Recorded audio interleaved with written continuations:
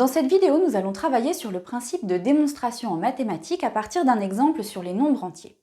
Alors démontrer en mathématiques, ça n'est pas un exercice facile puisque cela va vous obliger à passer d'un registre numérique avec lequel vous êtes familier, c'est-à-dire manipuler des nombres, à un registre plutôt littéral, c'est-à-dire manipuler des lettres. Alors la propriété que je vous propose de démontrer aujourd'hui est la suivante. Nous allons démontrer que la différence de deux nombres impairs est un nombre pair. Quand vous vous lancez dans une démonstration, il y a deux choses importantes à faire. La première, c'est de vous assurer que vous avez bien compris l'énoncé de la démonstration à faire. Et pour cela, je vous encourage vraiment à pratiquer cet énoncé sur quelques exemples numériques. Je vous propose qu'on le fasse tout de suite à partir de notre énoncé. Alors si on décortique l'énoncé et les mots de vocabulaire ici, eh bien vous avez plusieurs choses. D'abord, il y a le mot différence, c'est-à-dire la soustraction de deux nombres impairs qui doit donner un nombre pair. Alors testons ça sur un exemple. Eh bien par exemple, nous allons prendre de nombres impairs, prenons les nombres 7 et 5. Si vous effectuez la soustraction de 7 et 5, eh bien vous allez obtenir 2 et vous obtenez bien un nombre impair. Et de cette manière, vous pouvez le tester sur différentes valeurs numériques. Ça marche tout le temps, c'est ce qu'on appelle une conjecture.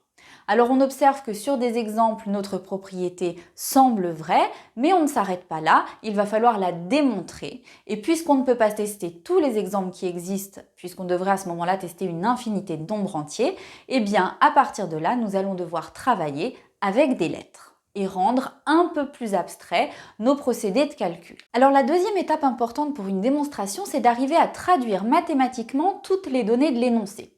Et bien dans notre énoncé, il y a une donnée importante, c'est que nous allons travailler ici avec deux nombres impairs. Donc pour ça, nous allons devoir traduire que nous prenons deux nombres entiers que nous allons appeler n et p, et ces nombres entiers doivent être des nombres impairs. Alors pour cela, je vous propose de vous référer à votre leçon, c'est-à-dire à la définition d'un nombre impair. Nous avons vu dans la leçon qu'un nombre est impair si on peut l'écrire sous la forme de 2 fois un entier plus 1.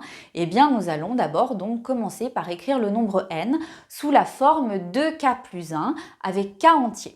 Alors je vous propose qu'on teste sur un exemple cette décomposition. Par exemple, tout à l'heure, nous avons pris le nombre 7 pour travailler dans la démonstration. Eh bien, 7 étant un nombre impair, je vais pouvoir l'écrire sous la forme de 2 fois un entier plus 1.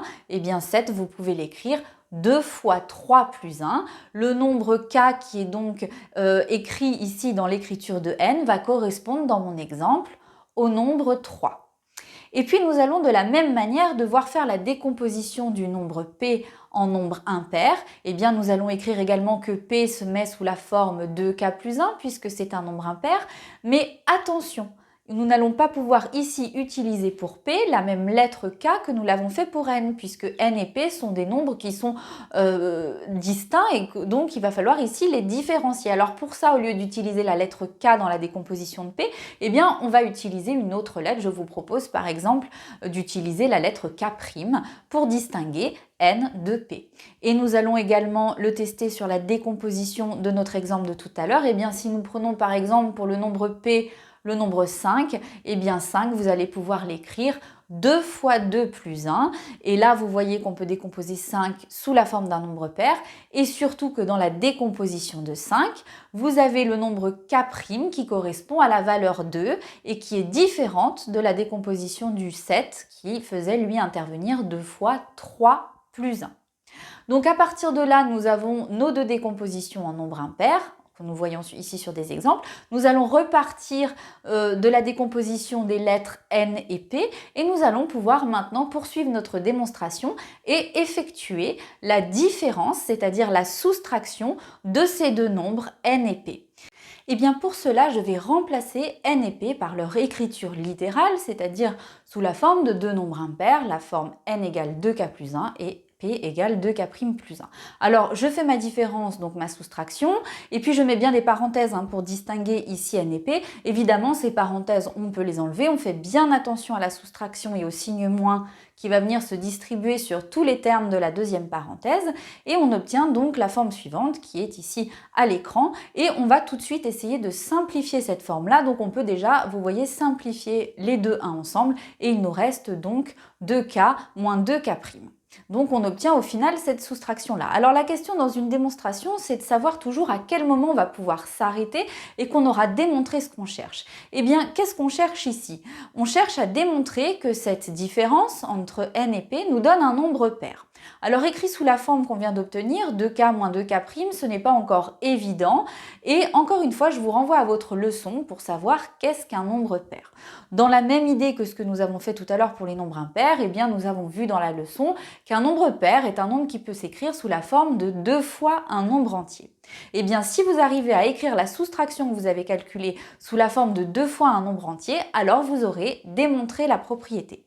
Eh bien, cette dernière étape est assez simple puisque dans la soustraction et l'écriture que vous avez ici, vous voyez que vous pouvez mettre 2 en facteur de votre calcul. On obtient alors 2 facteurs de k moins k'.